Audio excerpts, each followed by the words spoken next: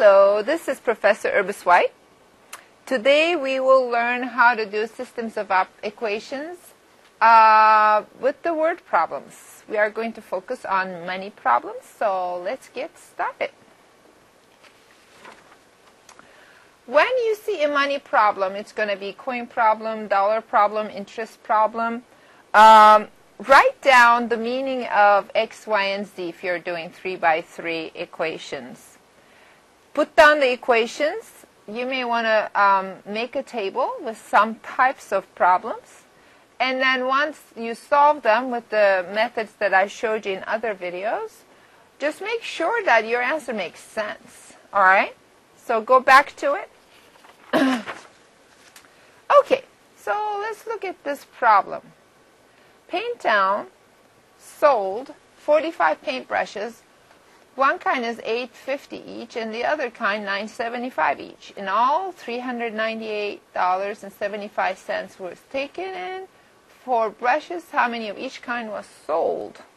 So the question actually gives it away, what we are looking for. How many of each kind?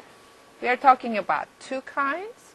So here is my x, and here is my y. Number of brushes. Now, one equation is going to come from the number of stuff. So let's look at it. Is there a number of stuff information in the question? Look at it. Painttown sold 45 paintbrushes.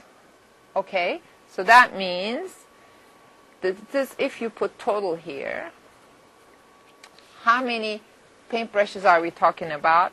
X plus y. Here's one equation. X plus y equals 45. So this is the number equation. Now, there will be another equation. And in money problems, that's the money equation. So you have to equate the monies. So let's look at it. If I'm selling X brushes at $8.50, how much money are we talking about? Total price is in dollars. So it's going to be $8.50 times X. The same thing, second kind, 9.75 times Y. What are we talking about? Total price. Are they giving that to me? Yes. $398.75. Actually, when you put it in a table, you'll be able to have the equations right away. What is the money problem then? 8.5x plus 9.75y equals 398.75. Does it make sense? Very good. Now, all I have to do now is to solve these equations. So I'll rewrite it. X plus y equals 45. Let me pull this a bit. I cannot reach this. 8.5 x plus 9.75 y equals the money. 398.75. So let's solve this system of equations. All right. Now, I'm going to use substitution. Let's write down y equals 45 minus x. So I write down 8.5x plus 9.75y, which happens to be 45 minus x, equals 398.75. Does it make sense? Okay, so this one is 8.5x. Let's FOIL. When you FOIL these two, 438.75 minus 9.75x equals 398.75. All right. So let's put these two together. That would give you a negative 1.25x And let's put these two together. That will be negative 40. Divide both sides by 1.25, negative 1.25. I get x of 32. Now how am I going to get y? Y is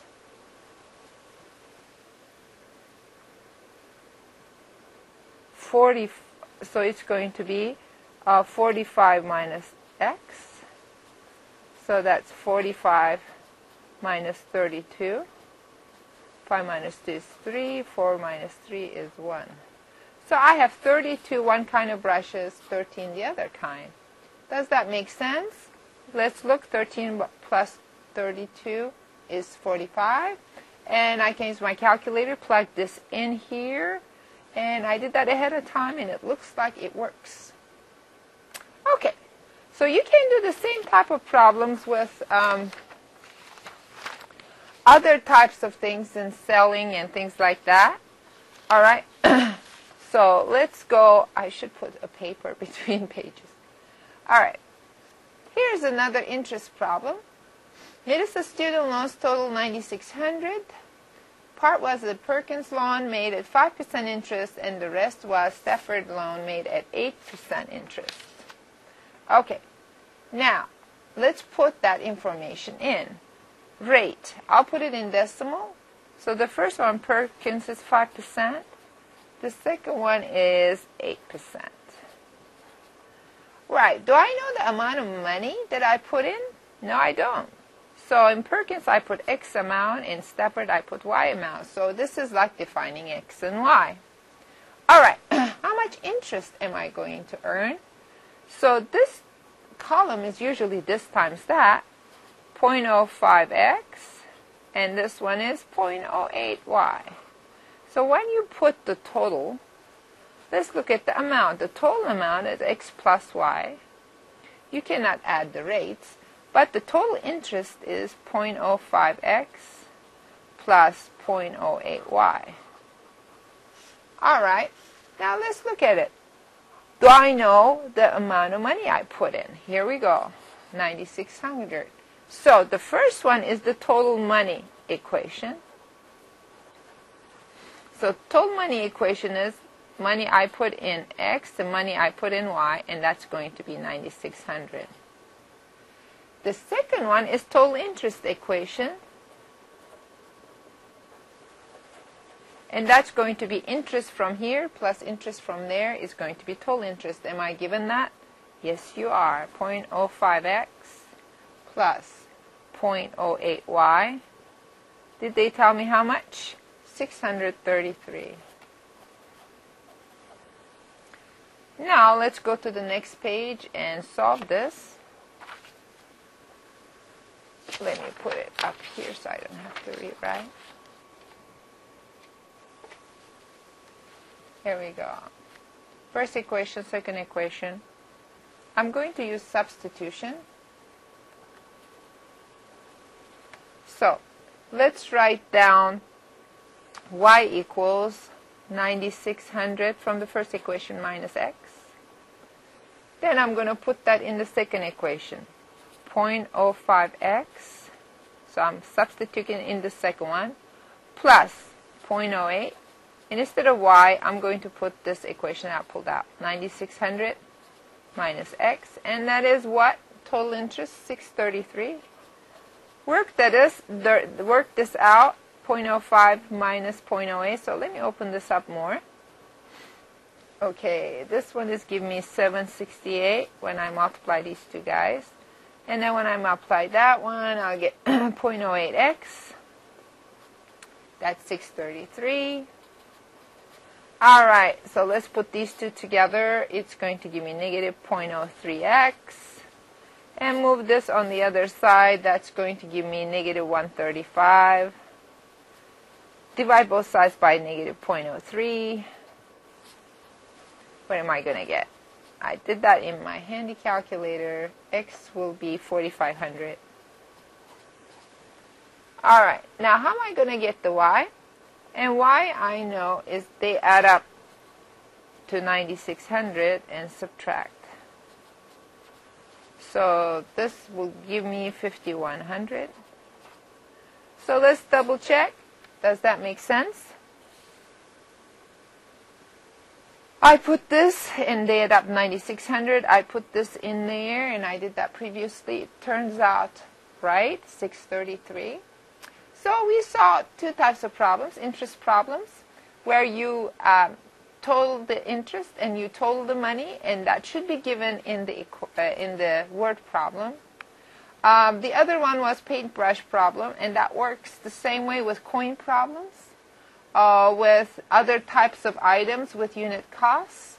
So you will be given the total number of, let's say, coins, brushes, total number of whatever that you're buying, and then you'll be given the amount of money that's associated with those total items. And then so you'll have a total number equation, and then you'll have a money equation, and together you can solve these type of problems.